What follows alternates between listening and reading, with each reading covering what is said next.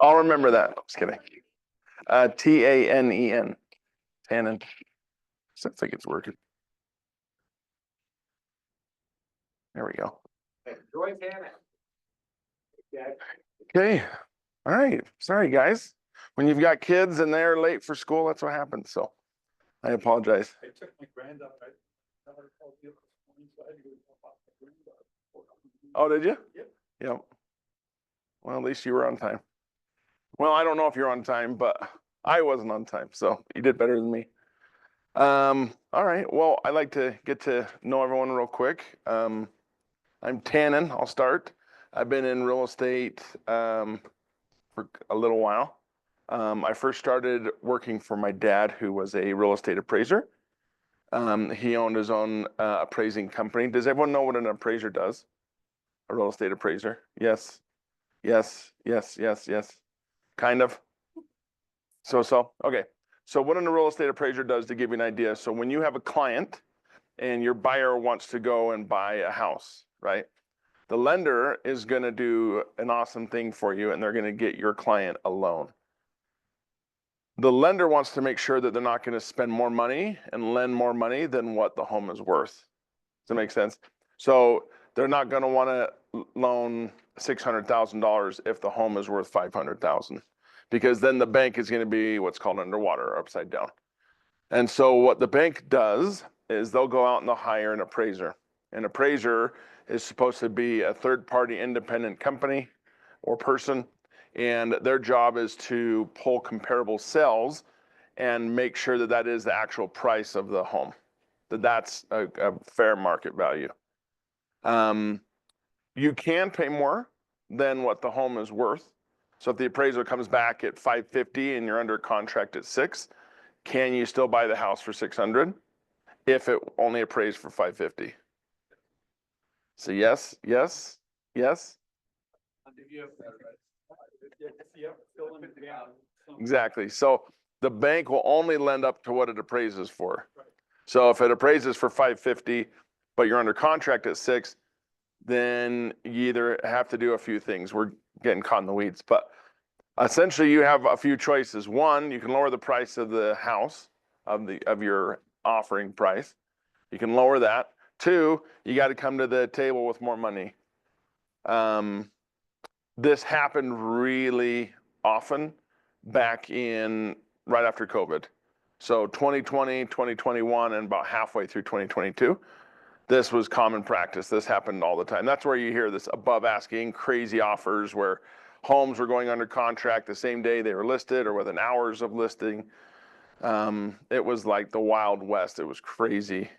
Anybody that was had a half a brain could sell real estate. But it was just one of those things that worked. And so for me, starting in real estate, I felt like there was a good footing, a good understanding of what real estate is and what the benefits were. And I loved appraising. The problem was, for me, the thing that I realized after a few years of doing it, I realized that I was missing a part of the real estate process that was fun, but I felt like there was more to give.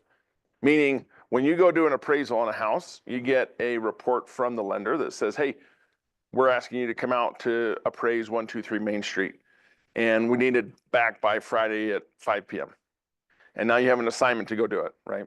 And the problem is you work up all the plat maps, the zoning maps, the flood maps, because the lender wants to know if it's in a flood zone, all these things that are part of process. So a lot of that's done. It's kind of like surveyors, right? Anyone know a surveyor? Does anyone know what a surveyor does? They go out and they survey a property and they'll give you the boundaries, among other things. But a bulk of what they do is done before they even get to the house. And that's kind of like an appraiser. The appraiser knows everything. I shouldn't say everything. They know a lot about your house before they get to it. And so a lot of time you'd have an appraiser there and they'd measure the outside of the house, and they'd come walk through the house and they'd look at the quality of the construction and how nice it's kept up and things like that. And they'd be to the house and in and out in like 30 minutes or less. And a lot of people are like, what the heck am I paying you for? You weren't in here for 30 minutes. I'm paying you $400. Like that's the worst deal ever.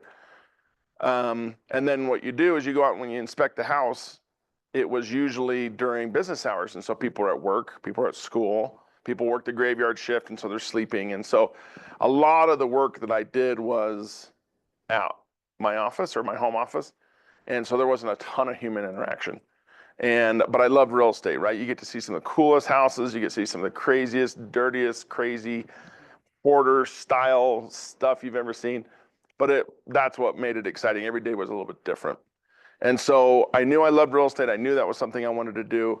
And then in 2000, so I started in 2003 and when I was in high school.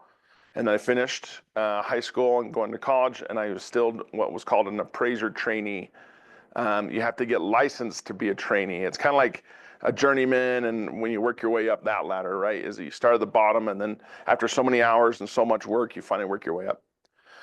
So for me, that was one of those things that I really enjoyed, was doing that part of the appraising part, but I felt like there was more that real estate had that I was missing.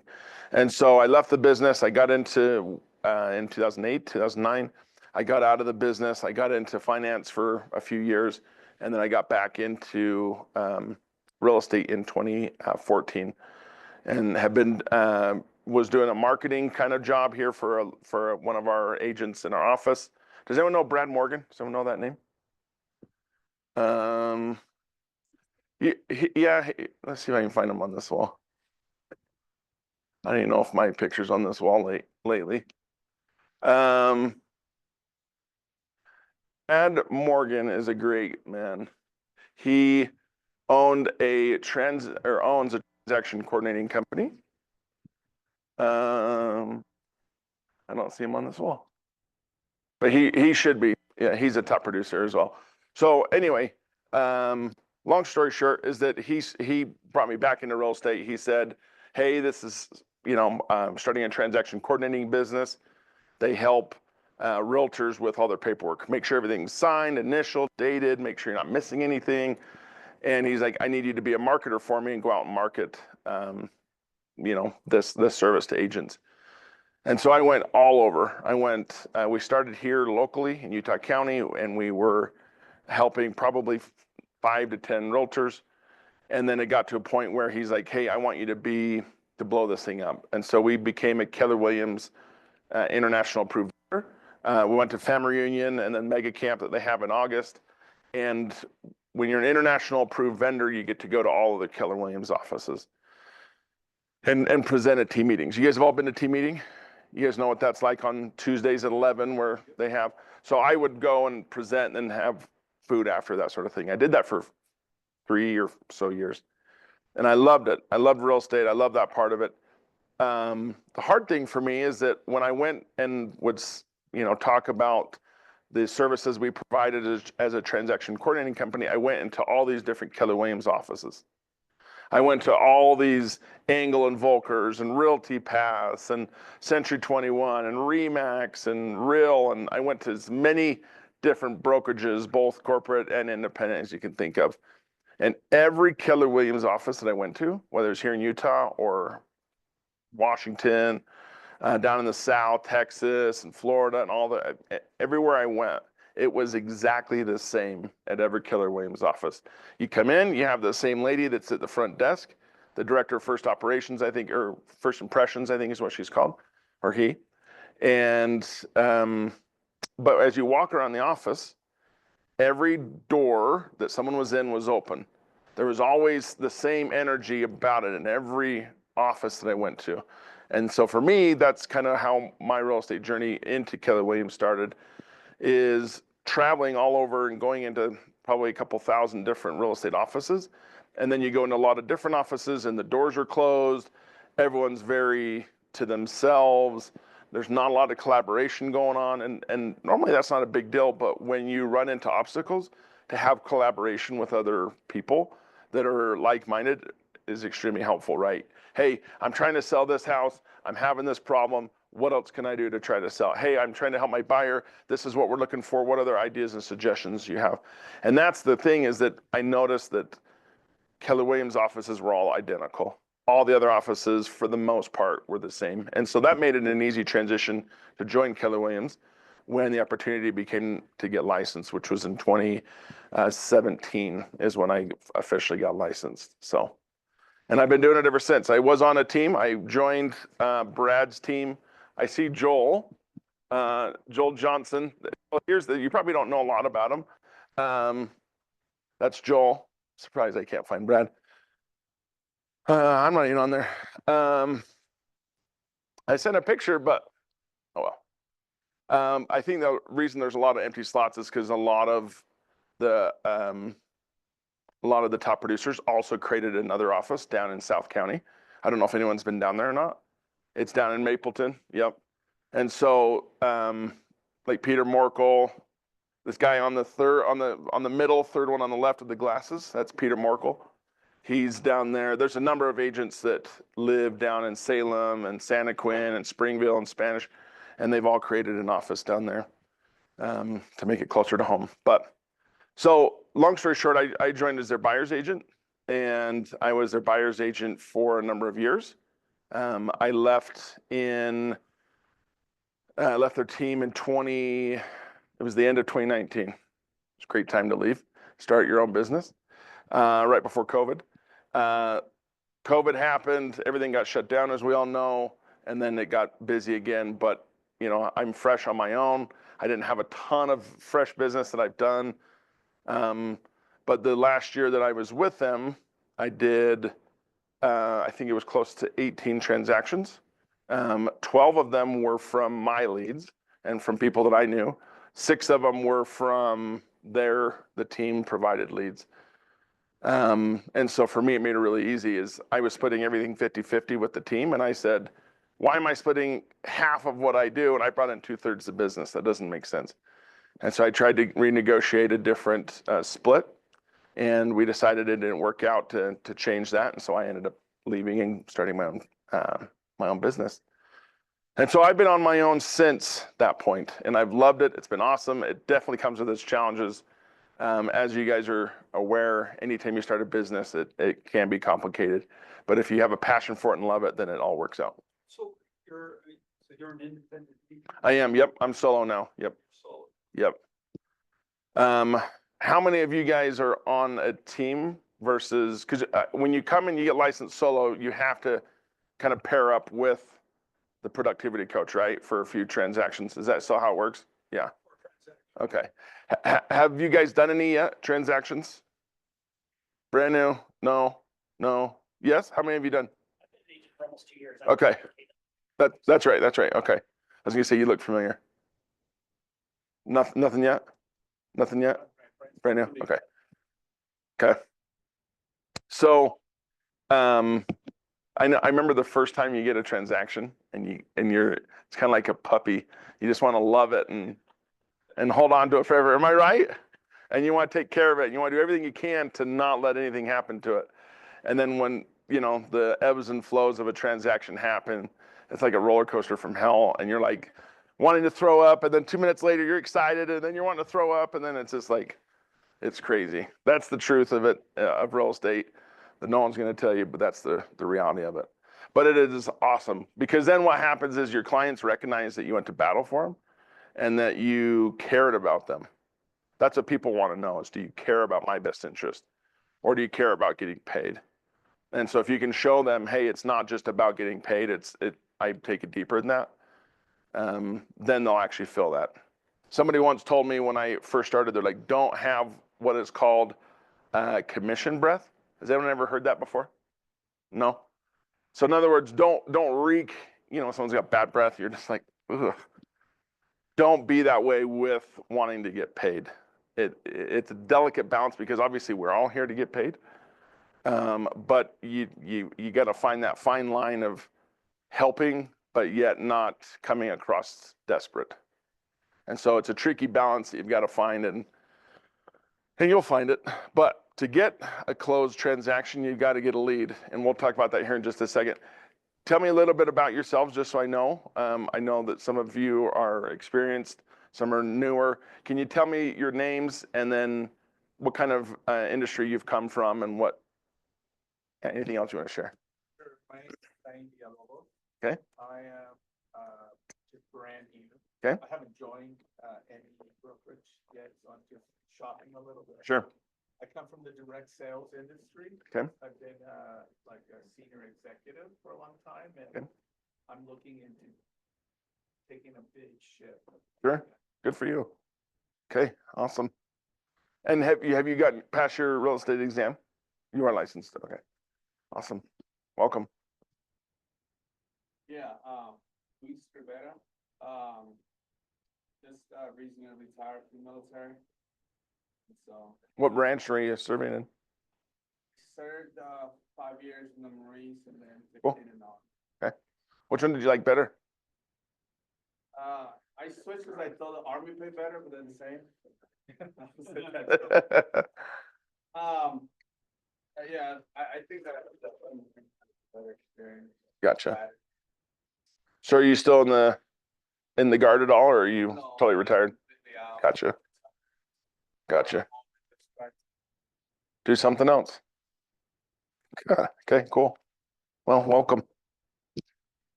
So you're fresh. I like it. Moldable. Cool. Where'd you on your mission? Which part? Okay. I can tell you speak Spanish just by how you said that. Okay. Awesome. I'm trying to learn Spanish as well. Good old Duolingo. Trying my best. I personally, like I said, I've been dating for almost 2 years now. Okay. Where were you? Where have you been?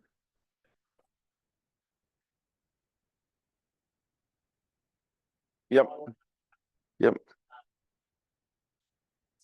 Yeah. Ivy Real Estate. Yeah.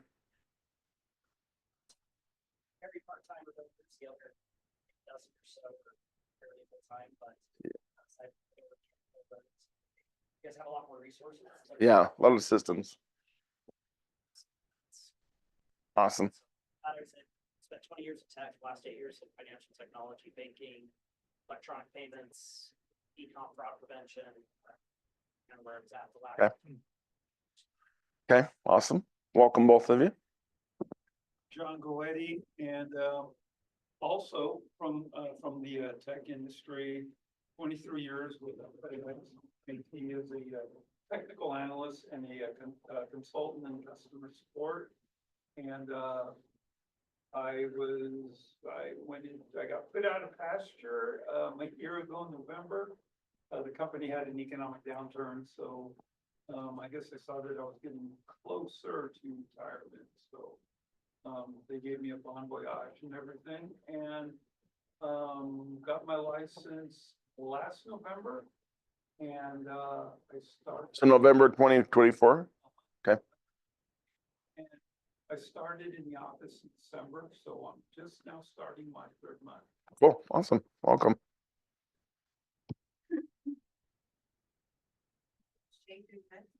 And I came from I work for an e-commerce website. Awesome. But I also did the whole like content creation, YouTube. Cool.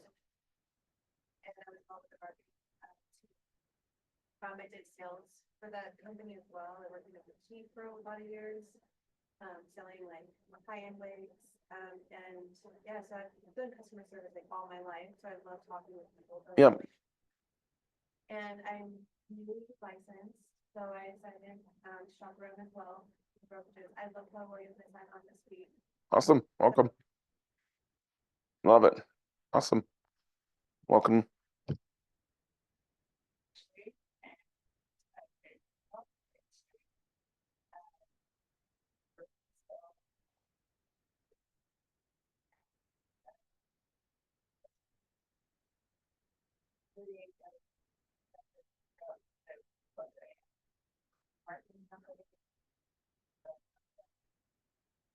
I love being out with people.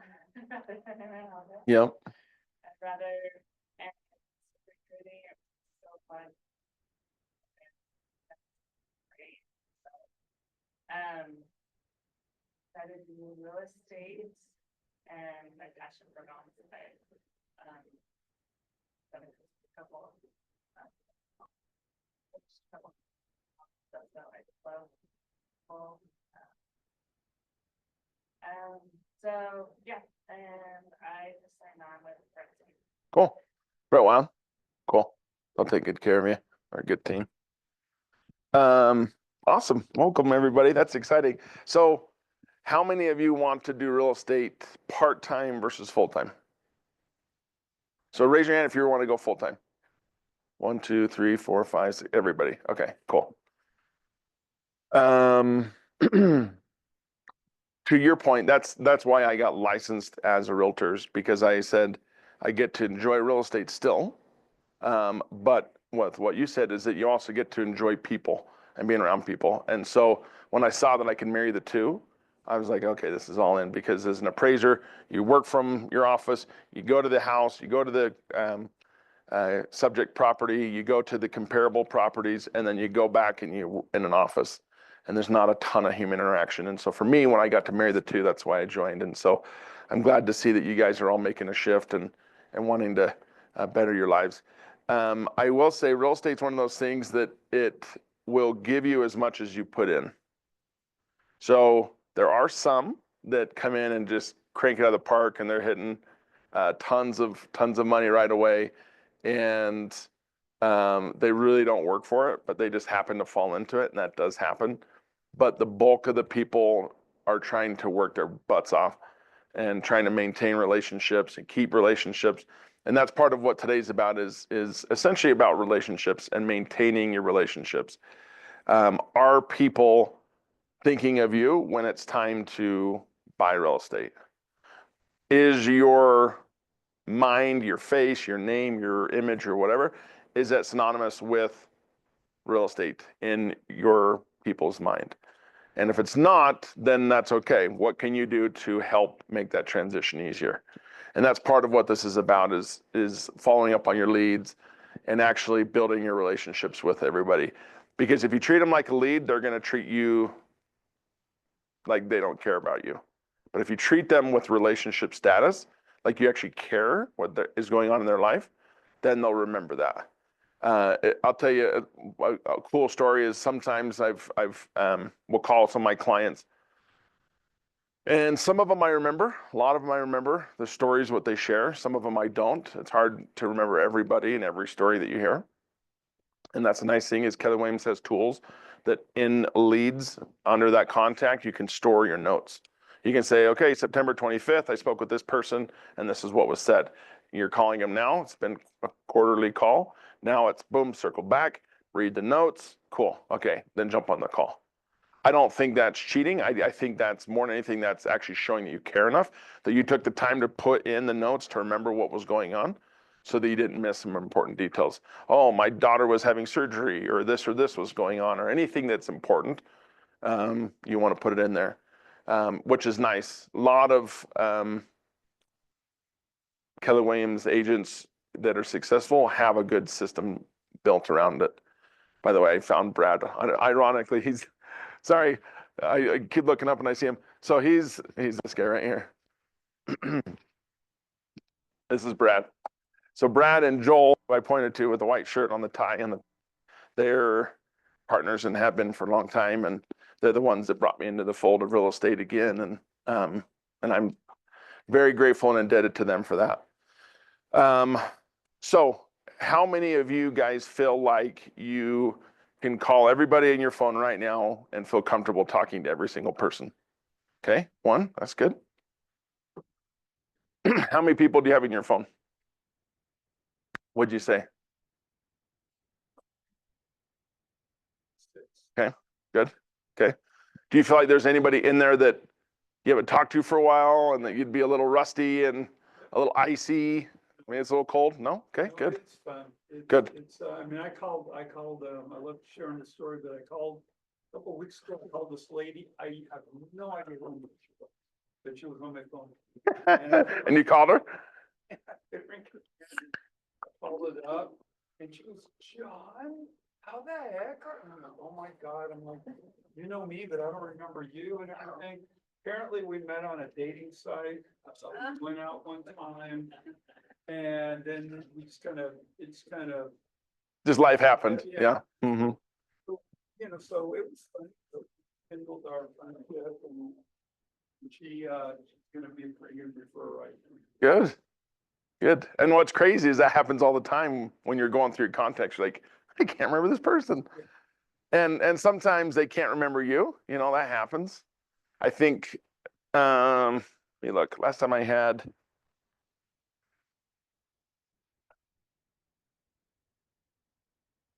1,328 contacts in my phone.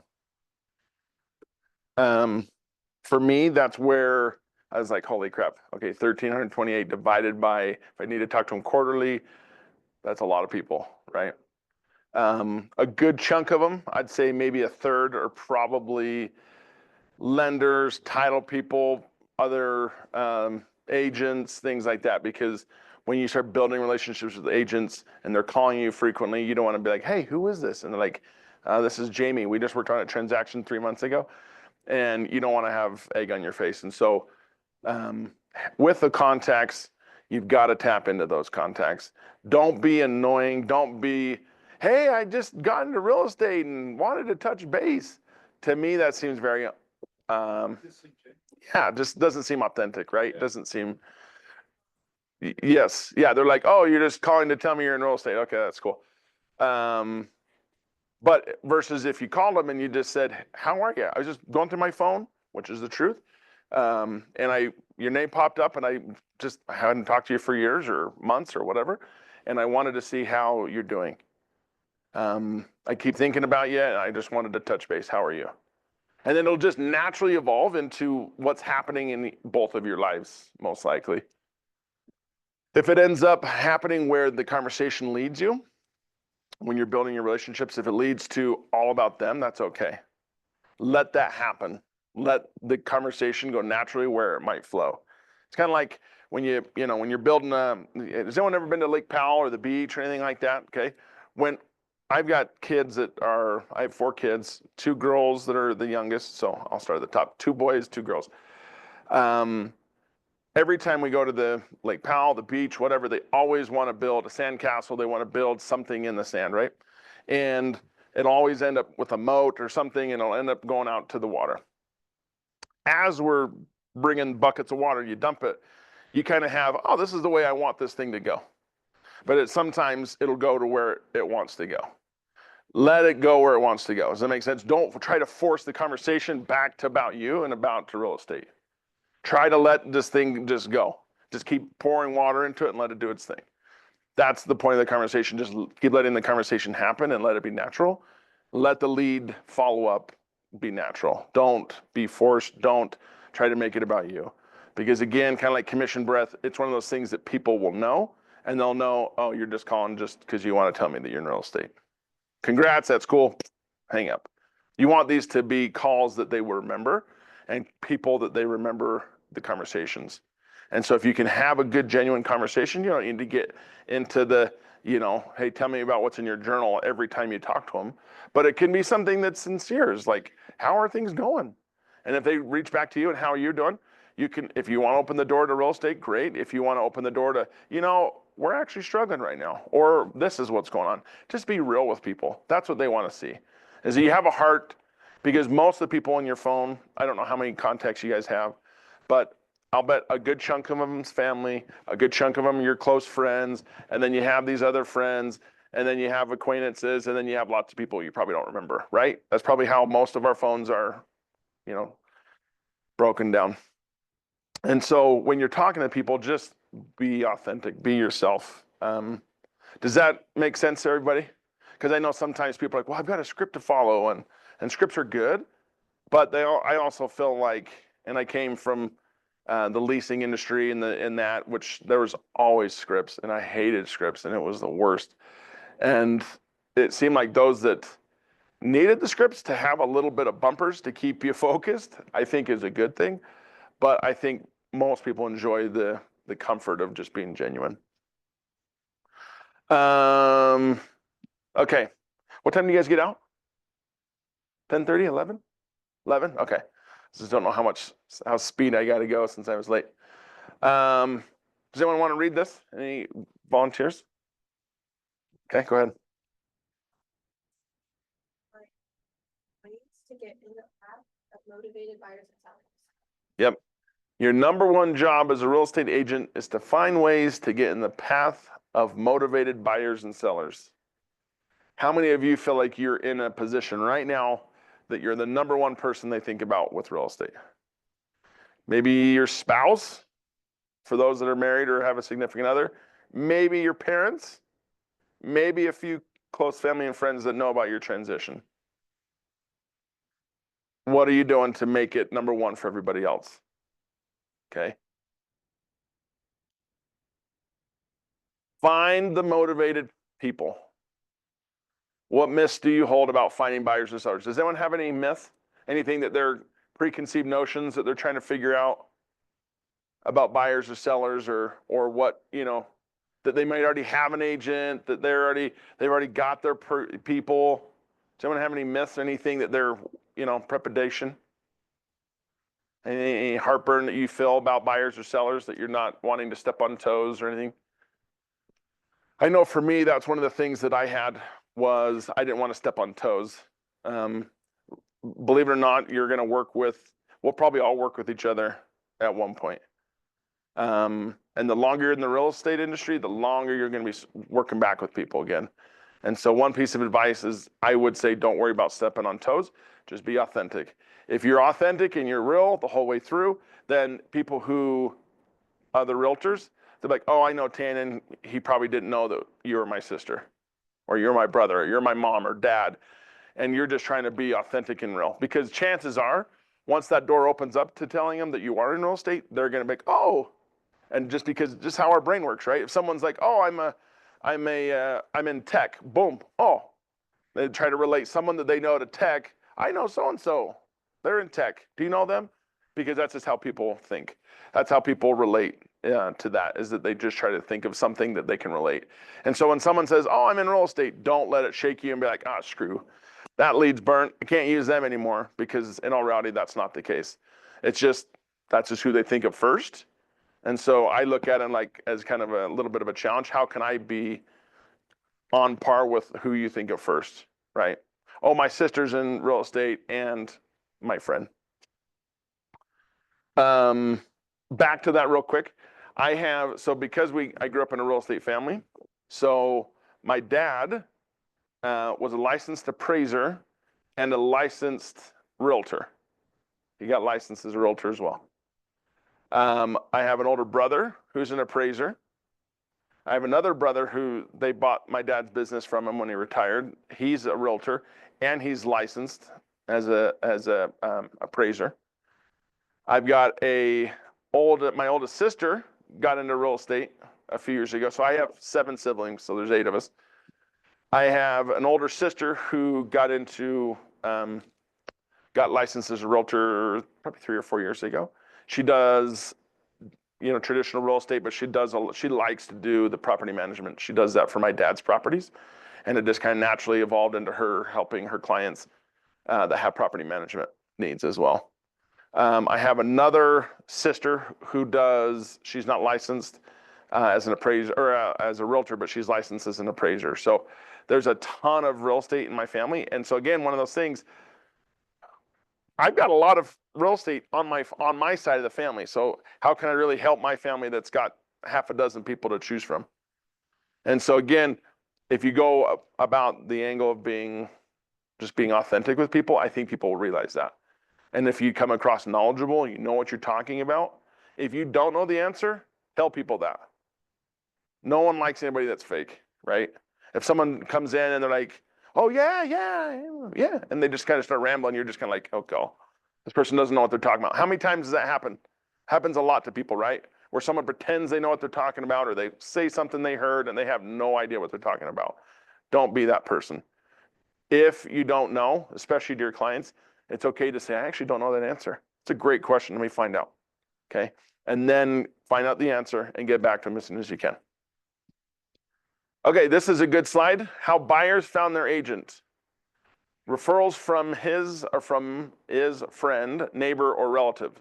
So 47% of all buyers found a referral from a friend, neighbor, or relative. So almost half. That's a lot. So what are you doing to tap into that? 13% used agent previously for transaction. Isn't that crazy? Look how low that number is.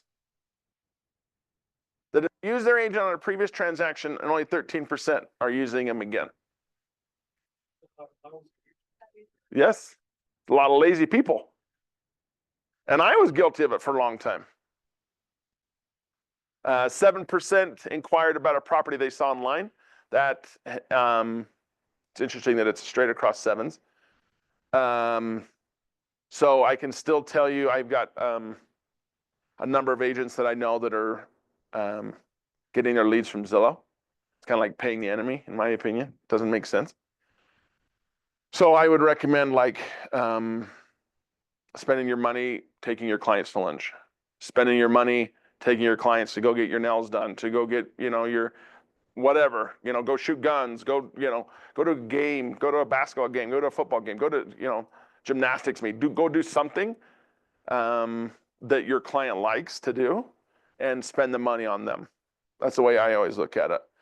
But some feel like that's still a really good way for them to make money is spending money on Zillow, because when someone's looking online on Zillow, I don't know if you guys have gone to Zillow and see how it works.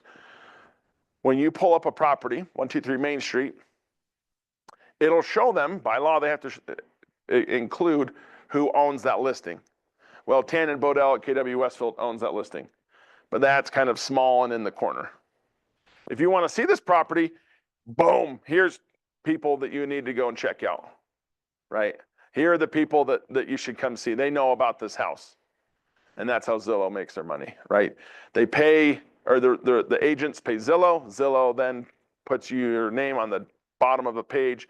Anybody in Orem that wants to buy a house. Not everyone, but they usually try to limit it. But that's crazy to me that it's not higher. So website, same thing, 7%. I think those could probably be roped together. For sell, open house, signage, 5%. I think I've sold one house off of a sign. I've gotten leads off of a sign. So look at your signs like a way to make leads, to get leads. Is it possible to sell your house off of your sign? Yes, it has happened. So don't not put a sign up unless your client tells you not to, which usually happens in luxury markets. But referral from another agent, 5%, visit an open house, 4%. So not a ton going on between signs and open houses. It does happen. The point of an open house is what? Does anyone know? Get leads, which is who? Good. And a lot of the time, people running errands, right? On a Saturday, on a Sunday, on a weeknight, whatever. That's the people that you want, are those that don't have an agent. And they're like, hey, we're just driving by. We love this area and taking our kid to soccer, and we saw this, and so we wanted to come check it out. Awesome. Are you guys working with a realtor? No? Cool. Come in. And if they said yes, great. And I learned this from Brad. He taught me this. He's like, oh, when someone, because it's kind of like when you go shopping, right? And you're walking and you're browsing, you're looking through all the clothes, and then you have someone that comes up and is like, hey, how can I help you? I don't know what it is, but my reaction, knee jerk, is always the same thing. I'm just looking. Thank you so much. I'll let you know if I need anything, right? And so when I think it's just kind of commonplace for when people are coming through an open house, and they're like, "Hey, I'm interested in the house. Can I come through?" Great, yeah. Are you working with a realtor? Yeah, I am. And then most of the time, I would say, "Awesome, come on in," right, or whatever. Now I say, "Awesome, who's your realtor?" And if they can think of their realtor's name like this, right? If they know, oh, I'm working with John, I'm working with whoever, and they can think of your name like this, that's a good thing. Awesome, I actually know them. Come in. They're a great agent. They'll take good care of you, right? Always talk highly of other agents. And then the other thing I was going to say is because if they don't know their name, that's your opportunity, right? Don't look at it like you're still on a client. Look at an opportunity that if they don't know your name, when they think of realtor, there's an opportunity there, okay? So look at it like an opportunity. They might have, because sometimes when people get put on the spot, they're like, oh, I can't remember their name. That happens to me all the time. But if they're genuinely in conversation with the realtor about it, then great, don't step on toes, right? But if they actually don't know, then you have some work to do. Does anyone have any questions about this? To me, the outlying thing is the top row. Referrals from friends, neighbors, or relatives.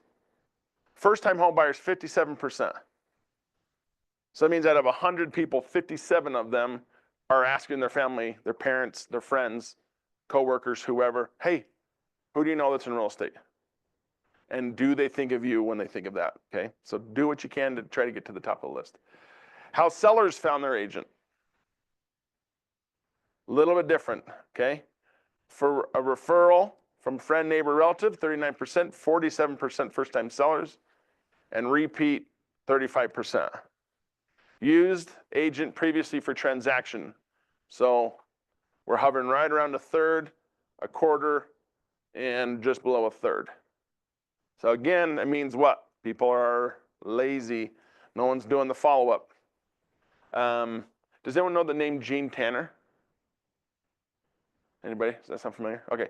So she is what I like to call as a bulldog. She is awesome. She's been in real estate, I think, longer than I've been alive, and I kid you not. She's been in, so I'm 39. I think she's been in real estate right around 35 to 40 years. And talking to her, she's awesome. She does very good. But she's been in the industry so long that she was explaining to me about a month ago that she helped her first batch of clients come in. Those clients have since had families and have had kids. And now those kids are old enough to start buying houses, right? So now you got mom, dad, you've got the other siblings, the kids. They start getting older. So now you got grandma and grandpa, you have mom and dad, and you've got their kids, and it just keeps, it becomes a generational thing. And forever you have a source of leads and revenue coming in, but you've got to take care of them. You've got to do well with them. If not, then they're gonna, not pay attention to you. So here's the thing, everything from this line down, I was noticing, look, it's all single digits. So referral from another agent, 4%, website, 3%, 4%. Open houses, I have yet to get a listing off of an open house. And same thing, I've yet to get any transactions off of any of my signs. Set to get a seller, right? So that means everything that you do is in the top two. That's where most people are getting their buyers and sellers. Referrals, again, leads, how are you communicating with them? And did you use your agent previously, which means follow-up, okay? So for those that are in Keller Williams, you guys have your command set up? Okay. That's what I was talking about, where you can go in, you can put in, this is where your opportunities go. The nice thing is it keeps track of all your stuff. Cultivate how many leads. See, it's got a little baby plant, it's so cute. And then you got your appointments. How many of those cultivate into appointments, into active and under contract? And then there's a sold right here that you can't see. It's nice because it keeps track of all of it for you. Any aha so far? Anything anyone wants to share? I know sometimes I ramble. Saying that it's about taking care of your clients, Mm-hmm. because in a sense, it's almost like you're investing in the future. Yep. Once you take care of, they're gonna refer you. Yep. You have ambassadors all over the place. Yep. One of the other things that Jean Tanner told me was on a listing she has, she goes and she sells it. She does her job. The chances are the buyers had a realtor as well. Transaction happens, all good. Her sellers have sold the house. The buyers have bought the house. What she does to which I think is genius, is within a couple months, quarter or so, after the transaction happens, she'll either send a note, send a letter, chances are she doesn't have their email, or she'll do a pop-in, a stop by, to the house that she sold. And she'll go talk to the buyers. And she'll say, hey, I'm Jean Tanner.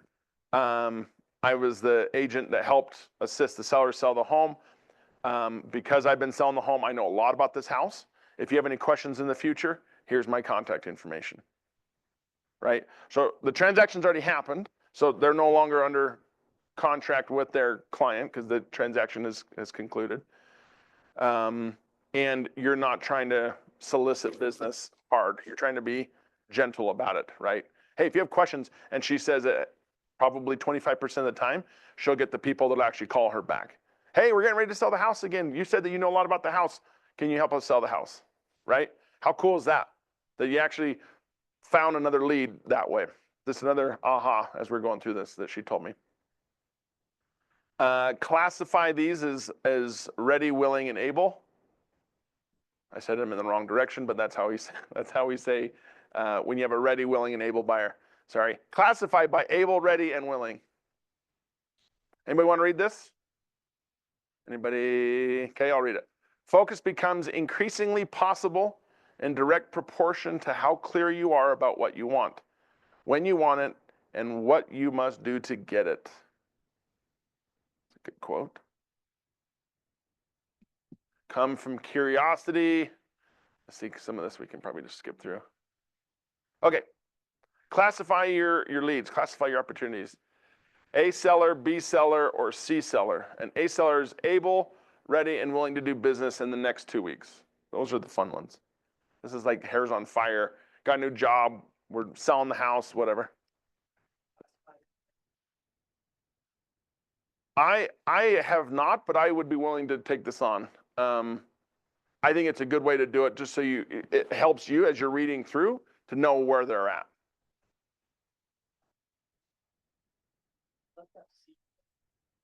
Figure it's like too complicated to have the 9 steps. If I just do, I know they're ready in the next like 2 weeks to 2 months. Yep. They're not A, they're not. That's like. Yeah. Anybody else goes into the B to follow up. Yeah. Yeah. To stay with it. Yeah. I think for me, it's been helpful to be able to have something to refer to, because there's times where I'm thinking I'm tracking all my clients and where I'm at.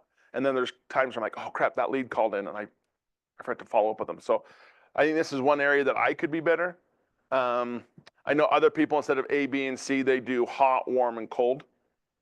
Same type of thing, right? Hot, are you closing in the next month or two? You're a hot lead. You're ready to go. And those are the ones you don't want to let go, because they're going to use someone. So you might as well have them be you. B, able, ready, and willing to do business in the next 15 to 2 months. So 2 weeks to 2 months.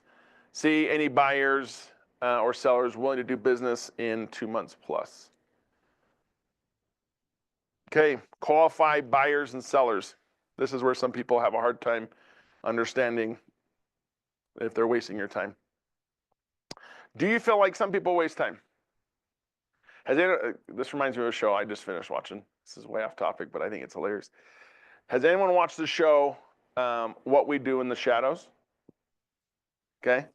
So there's a guy on there. They're essentially, it's a comedy, and they're vampires, and they're trying to get acclimated to real life. And one of the vampires that lives there is called what's an energy vampire. Okay. And I think it's hilarious. Energy vampire is the guy that goes around the office and just talks to you, and you just feel like, oh, I'm either going to fall asleep. I feel like I'm wasting my life. Does that make sense? You just feel like the energy is just getting sucked out of you. And that's what that reminds me of when you qualify someone. Some people will have that effect where you're just like, holy crap. I know this is going to be a 30-minute conversation. I know that I'm probably going to need to take some caffeine or run around the office first and after.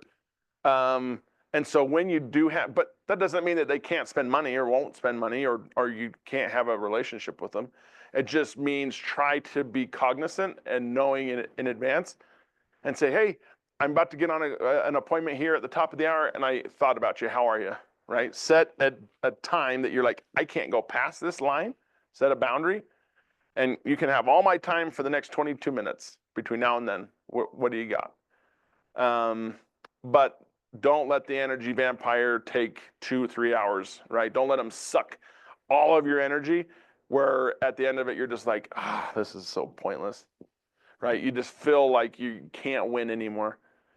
Why qualify? Win-win, document, follow a checklist, abide by fair housing regulations. Does everybody know what fair housing regulations are? Can anyone name some of the topics for me of what they are? Race. Race, good, okay. Religion, okay. Surprising, what'd you say? Yes. So here's a question. Yep, familiar status. So there's some people who I know who are realtors who are like, hey, this is a predominantly LDS area. You can't say that. You know, you being in the industry, you'll know where the predominantly, like, does anyone know of the avenues in Salt Lake? Does anyone know what that area is? That is very, very non LDS area, right? For the most part. And so if someone's like, hey, I want to be in a highly Catholic area, or I want to be in a highly LDS area, you can kind of point them in directions, but you can't be seeking out those type of things. Same thing. I want to go where tons of families are. You can have general ideas of where families are, but you gotta be very careful on not stepping on fair housing laws, right? So race, religion, sexual orientation, same thing. I've had some people that are like, oh, I don't want to be by anybody that's gay or homo. And you're just like, you gotta be very careful, right? You're stepping on eggshells. Same thing with, so sexual orientation, if they've got families, what do you say? Yep, age, same thing. That's where I feel like this is where it gets a little gray in my opinion, because you're not supposed to based on that. But what about the 55 plus communities? How does that work, right? I can't buy in this community because I'm 25? I don't know. That's where I feel like it's a little.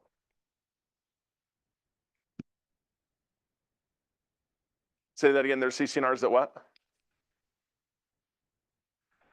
Yes, there are. Sometimes it has to be that one of the two have to be in that age group, right? Yeah, yep. So it's a little finicky, it's a little strange that way, but same thing. Here's another, when you've got a buyer and you're gonna go through a house, let's say they're an unrepresented buyer and they call you on your listing and they say, hey, I want to come see this house tomorrow at 3. Does that work? Yep. Come out to the house and it's one person. Can you ask them, hey, are you married? Can you ask them that?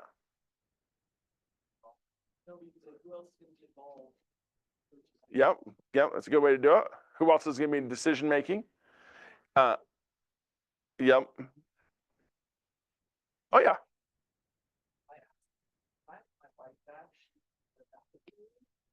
So I always stay away from the decision maker word. I feel like some people. Yeah.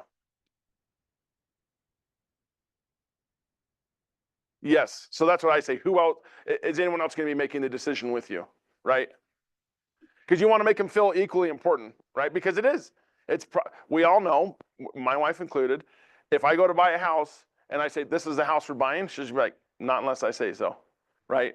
And I'm okay with that. I've learned my place and my battles to pick where we got to do it together. And so, same thing. If you're going around and there's a bunch of bedrooms and they're like, oh yeah, this would be perfect. Can you ask them, oh, how many kids you got? Can you ask them that? It's kind of a trick question. No, not really. What does everyone think? What do you think? Do you have children? Okay. What'd you say? Okay. So one thing I like to do is stay away from that until they open that door. Same thing with the spouse question, right?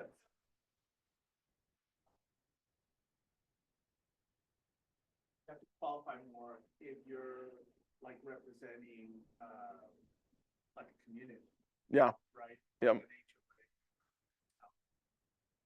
Yeah. And that gets very, very strict.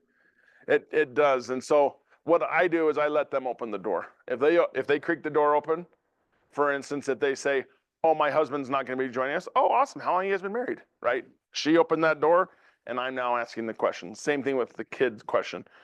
They open the door for kids. Oh, this will be awesome for Johnny. Oh, cool. Who's that? Oh, it's my son. Oh, cool. How many kids do you have? Right. She opened the door. You can ask.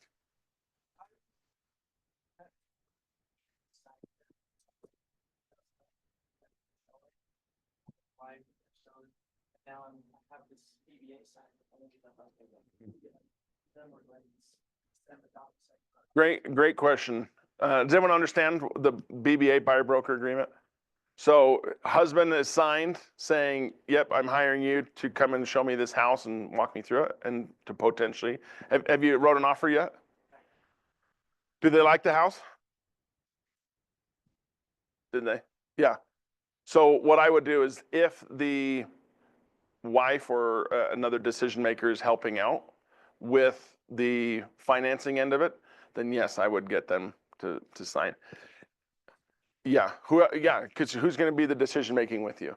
And if he says, oh, it's going to be my dad, grandpa, great.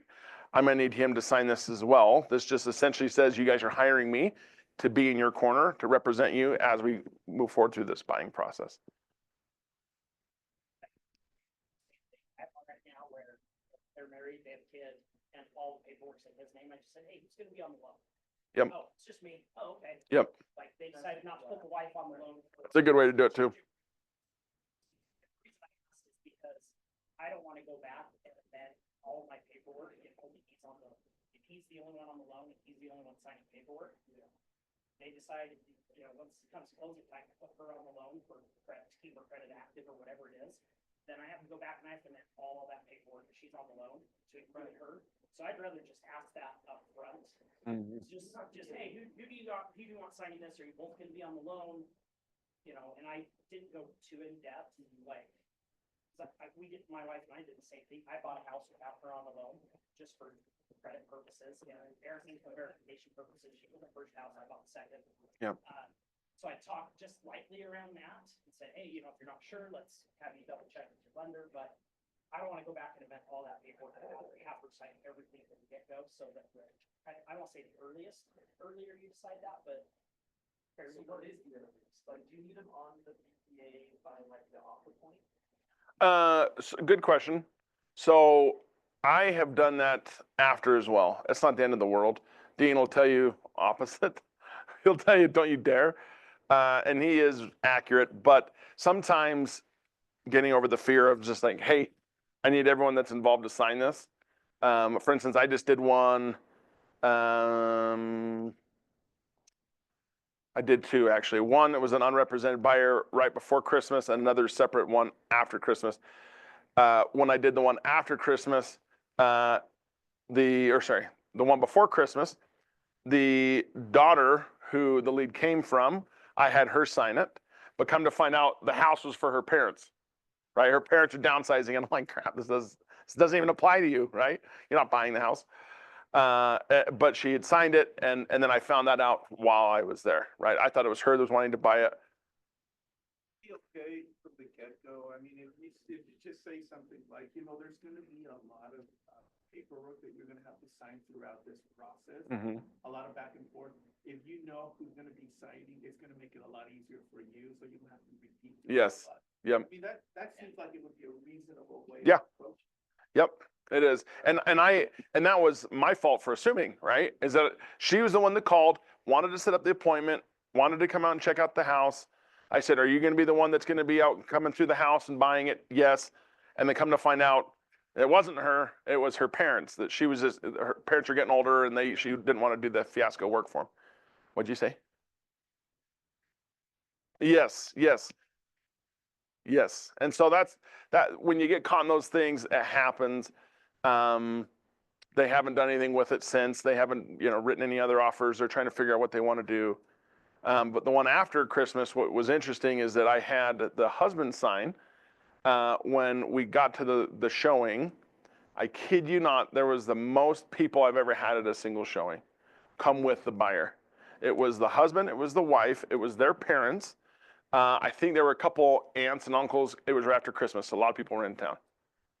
And there were probably like 6 to 8 kids. So we're talking like 12 to 14 people with me at the showing, right? And I can't keep my eye on everybody, right? And so you're You're like, hey, don't touch, and you're just kind of, because yeah, kids are, anyway, it just makes it tricky. So, but those are really good points. Just ask initially, hey, who's going to be on the loan? Because you'll find that strategically it makes sense. And a lot of people don't know this. Can you, if husband or wife, let's say the wife's a sugar mama, let's say she works and the dad stays at home to raise the family. Can the mom and the dad be on the title at closing? He says yes. What do you think? Even though the wife's on the loan, okay? Yeah, they can both. Yeah, they Wait, might be on the. Sorry, I'm like. No, that's not. So you say yes, yes, yes, yes. What do you think? Yes or no? Okay. Yes. So the answer is yes, they can. So, and yes, it is possible. So wife's on the loan, turns in, all of the documents, her verification of employment, her pay stubs, her W-2s, tax returns, bank statement, anything that the lender needs, that's all her. And then when it comes time that everyone's signing and closing at the table, you can ask your escrow officer at that point, hey, can we add the husband on? Because if not, then it goes to probate. And if, let's say, something happens to her, and the home's in her name, but yet you got dad and you got all these kids at home, oh my gosh, probate is a nightmare. It takes a long time and it's very expensive. I just met with a state attorney last week, and she's like, it can take years to get the home into your name, and it's very expensive. She's like, I see most of the time it takes like 2 to 3% of the entire family's net worth to be able to pay for the attorneys to get it done. And so counsel your clients to absolutely spend the time, add wife, husband, whoever's gonna, because chances are mom and dad both could get in a plane crash. We saw this, rest in peace this weekend. It happens. But do what you can to protect your clients, okay? And encourage that. To do that. You can do it after the fact, by the way. Yes, you can. Like, down the road, it's a whole lot easier to just do it at closing. You're already sitting there at title. Yep. The other spouse just needs to bring their ID.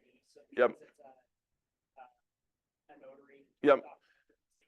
And all your escrow officers are notaries, so they'll hit it with the stamp, sign, and it's a done deal. You can't do it after. A lot of people will put their, yeah, and most escrow officers, if you're working with them, they won't charge you. They're just like, I'll do it for my time, right? It happens if your clients want to put their home into a trust. So if they start buying multiple properties, I would encourage you to have them put their home into a trust. It just protects them, protects their investments, things like that. We got 8 minutes, so I'll try to go quick. Yeah. I actually don't know that answer. That's a good question. We can ask Cameron when he's done. I'm willing to bet that they probably do. If it's in here, I guarantee you they probably have it.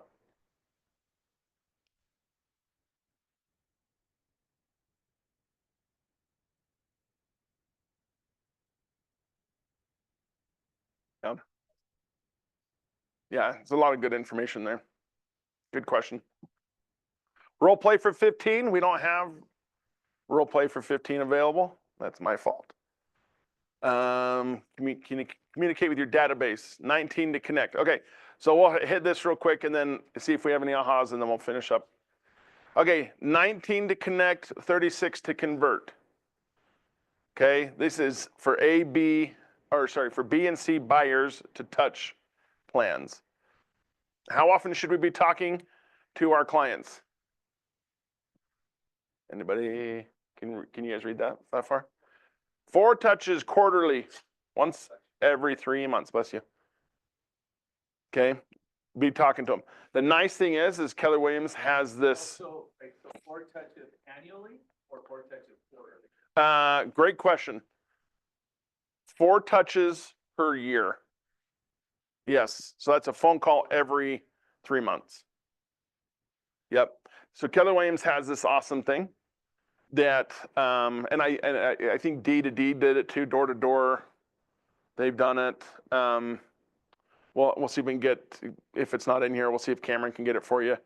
But essentially what it is because if you start going through your A's, By the time you get busy and get all these leads and all these phone calls and handling transactions, you're not going to find all your way through Z.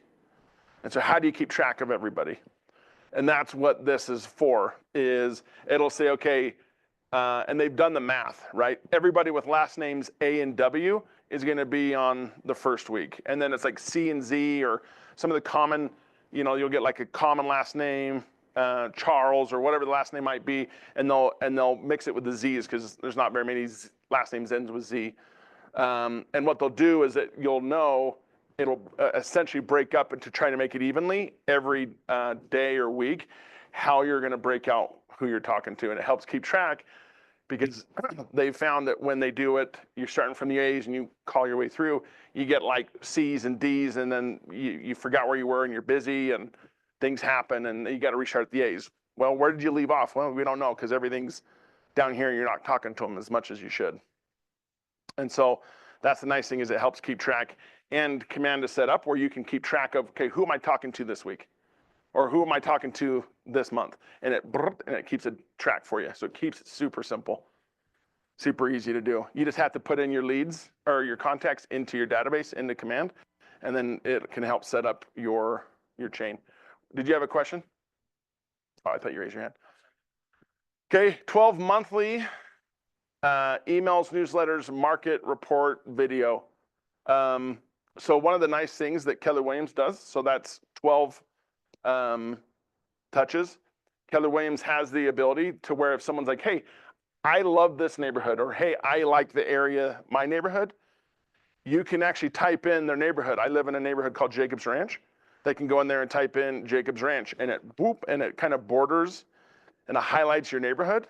And then what happens is, so if your clients are like, hey, I'm interested to know what's going on in my neighborhood, or hey, I'm interested in these neighborhoods, you can put those in for your client, and then it sends them an email every 2 weeks, and it shows, hey, this is the homes that are for sale in your neighborhood.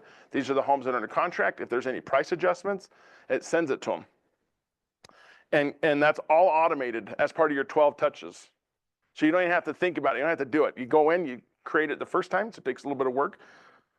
And after that, it's self done. And it's your name being in front of your clients. And you don't have to go and type an email and everything else. It just comes out genuine. Yes, yep. MREA book. 2 touches. Promotional direct mail, such as a magnet, counter, printed market report, etc. I actually, with promotional things like that, mine is I prepare for the like my events, right? So our brokerage puts on 2 events a year that are bigger ones. One is Keller Splash. My clients love it. It's usually the first week of the summer. It's usually week 1 of June, give or take, or the second week. And it's there at the old Seven Peaks in Provo, and it's awesome, right? I think it's like $6 a wristband, and they rent it out from like 4 o'clock until 9 or 10 o'clock at night. And you calculate how many wristbands you need, boom. And again, that can be another part of your phone calls, right? Is you're calling your clients and saying, hey, how many of these do you need? And then I'll actually take that time and I'll go and drop them off, hand deliver them, okay? It does take a while. It usually takes a few weeks to get this all done. But again, it's all planting seeds for the future. So usually, I'm sure they're probably buttoning down the contract now for this upcoming summer, but it'll be this summer. It'll be usually the first week or 2 of June is usually when they do it, yep. And then they also have Kellerween, I think is what they call it, which is right around Halloween time. It's usually they do it in September, give or take middle endish of September. And they do Jakers down in Springville, and it's the same thing. It's a pumpkin patch. It's it's not quite to the level of what's the one in Lehigh? Corn Bellies. Yeah, it's not crazy expensive like that, but it's awesome, right? Because everyone gets in that, not everyone, most people get in that fall festival where they're like, ooh, freaking, pumpkin spice lattes, and they want, it just feels cozy. And then having the hay rides and having the opportunity to do those, people love that type of thing. And so same thing, You go through, you make your phone calls a month or so in advance, month and a half in advance, find out how many people they are wanting and able to bring. And then the same thing, they'll have little wristbands and you go and hand deliver them to your clients. Again, you got the phone call to ask them if they want to come.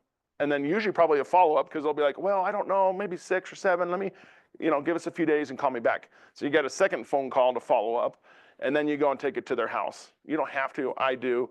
Some agents will stand up and put their sign out front of Seven Peaks or whatever it's called now. Splash Summit, I think is what it's called.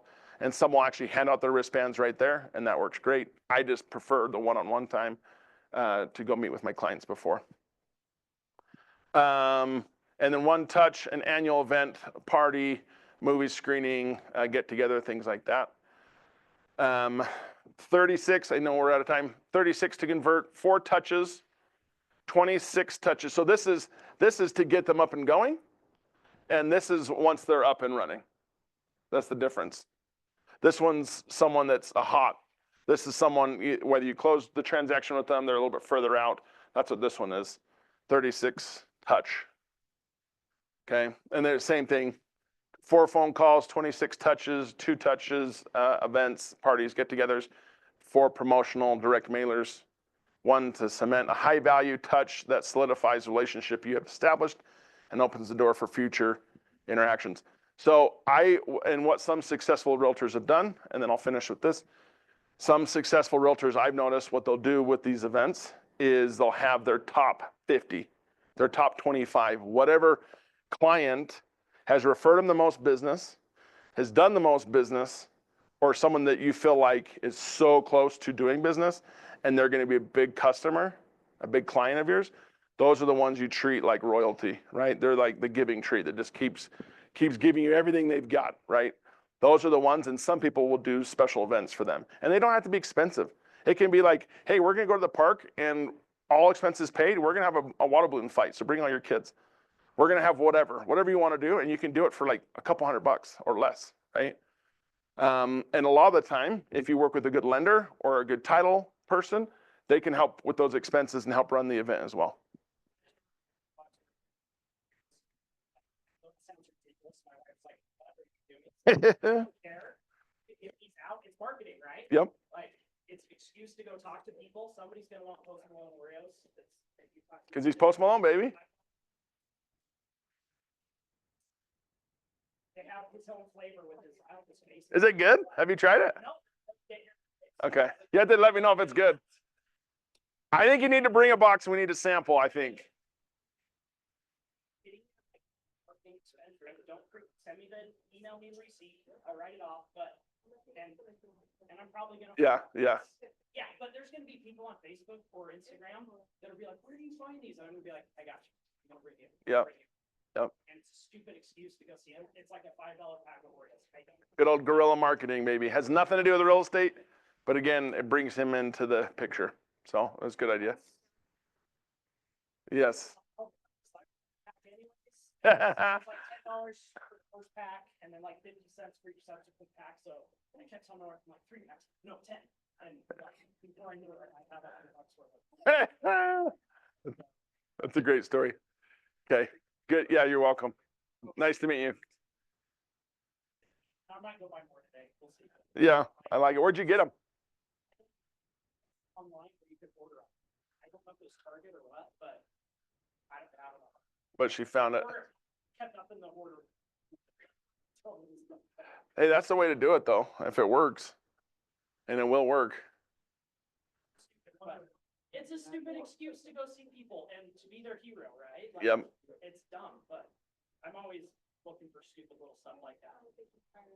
Yeah, exactly. Or even my past clients. I'll just run them a pack. Hey, I know these are hot demand.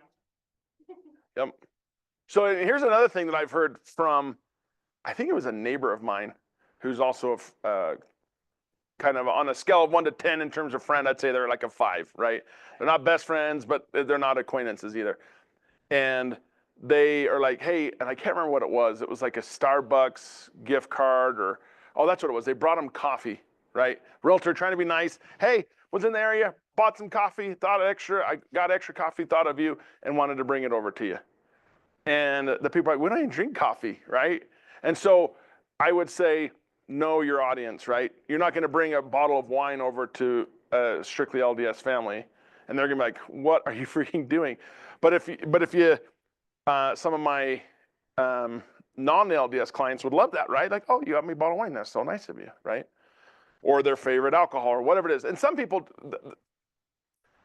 people don't like to do that. I don't have a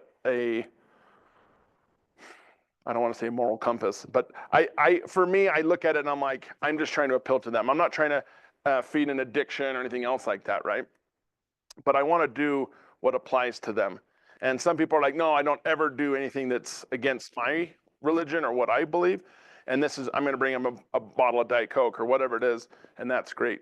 Do what works for you, but try to know your clients so that you're not bringing them coffee to someone that doesn't drink coffee. Now, if you brought them hot chocolates, for the right families, oh heck, kids, can I have some hot chocolate, right? But a lot of people that are LDS, that you bring this, this family in particular, they probably are like, oh cool, here's some coffee. I don't drink it, right? Or they dump it out or whatever. And so know your clients to know what works for them. If they, got my Diet Coke this morning, I got my lime, I'm ready to go. Now you know. Okay, the mental note. She likes Diet Coke.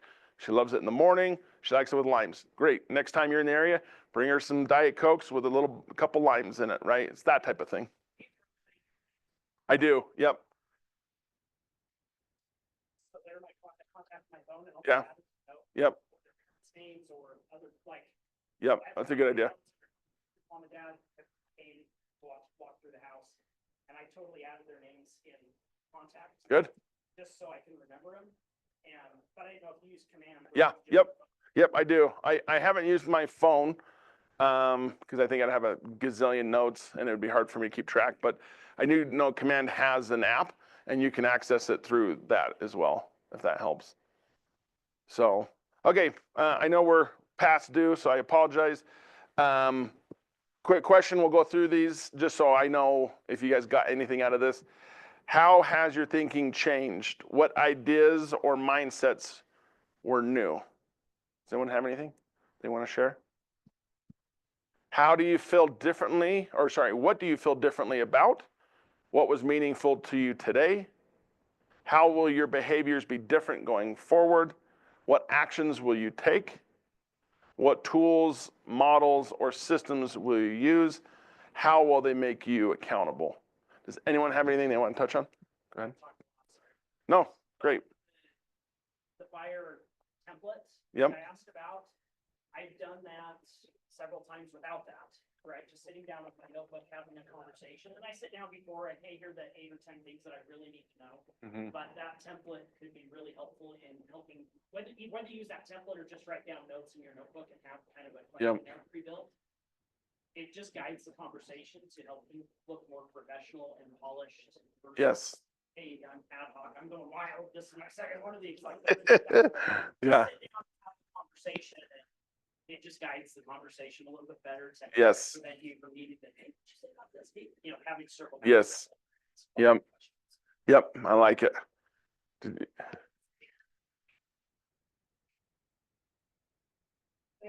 specific clients, it's important to me, like, just being careful about how you say names. Yep. And then also just like tools on how to get in the path of buyers and sellers, like you hit on a lot of points on like how to. I mean, we always talk about it, but it's like you gave us some tips on like what to do. Good. Good. Yeah, you're welcome. As long as you guys can walk away with at least one nugget, then I'm happy about that. You had something you wanted to touch on? Yeah, because of the amount of training that we get as new agents. Yes. And it's very, very good. Drinking from a fire hose. Yeah. Yeah. Yep. So I was overwhelmed a couple of simple nugget I want to share with everybody. So what I did is I finally sat down and I thought, okay, classes are from this time to this time. We have our power up, call Yep. Cameron first in the morning, and then we have Ignite, and then we have the sales meeting on Tuesdays and all. Yep. Yep. A lot of things. A lot of things. So what I did is I have a schedule that I have pulled up right. Good. And so I have blocked out prospect on time. Good. Do you feel like that's helping? Oh, yeah. Yeah. Yeah. Yeah. Did they have you guys do a disc assessment at all? Do you guys know what that is? I know, what's his name did it. What's the guy that, anyway. Yeah, yes. Okay, you should do it and you should send it to everyone because it'd be curious to see what everyone is. So it's the same thing, like, they have like the red, white, blue, yellow personality thing. It's similar to that where it lets you know what your strengths are, what your weaknesses are, where you dominate and where you can be better. And that's what's cool about it, is that it can, for me, it was like, I'm a really high I, which means I love to talk, right? I very social, very outwardly going. Usually a lot of salespeople are I's, high I's. And then I think my S was also a little bit higher. Some D's, like Joel, who I was telling you about right here, this guy on the team, he was like a 99% D. D's are like dominant. They're very like structured and have everything. You know what I mean? They're the dominant person in the conversation. Not to say that they're rude or short or anything else. It's just that's just how they're go-getters, right? Other people are, don't like talking to people. I think that's what the C is. They're more compliant. They're the ones that make really good transaction coordinators. They're the ones that follow paperwork like to the letter of the law, and they're very good at everything, and they're organized that way. And so it's just very helpful to know, for me, to know what I'm dealing with, right? And so for me, that's what has helped me is having a calendar, because I'm like a fly on the wall. I'm over here socializing, a little bit of a social butterfly, and I'm over here, doing my thing. Versus if I have a calendar and I'm like, hey, from this time to this time, I'm doing this. Yeah. Then I got to commute. And then from here to here, I'm doing lunch. And then from here to here, I'm making calls. And then from here to here, I'm doing showings. Whatever it is, time block. You all have smartphones. I can see them. Use the calendar in there, or a calendar, whether it's a Google calendar, the Apple calendar, whatever it is, use it. I know that was a big game changer for me. And for my wife to be able to have access, and we share a calendar so that she can see where I'm at, what I'm doing. He's making money, and some people will at least in a lot of calendars that I see, Google Calendar, Apple Calendar, you can change the color of the calendar. Does that make sense? What it shows up as. And so some people have gone in and put in, okay, family time. I love my family. They're going to be red. So anything that's family oriented, boom, I'm going to block it out red. If it's prospecting, lead generating, anything like that, I'm trying to make money, it's going in green, baby.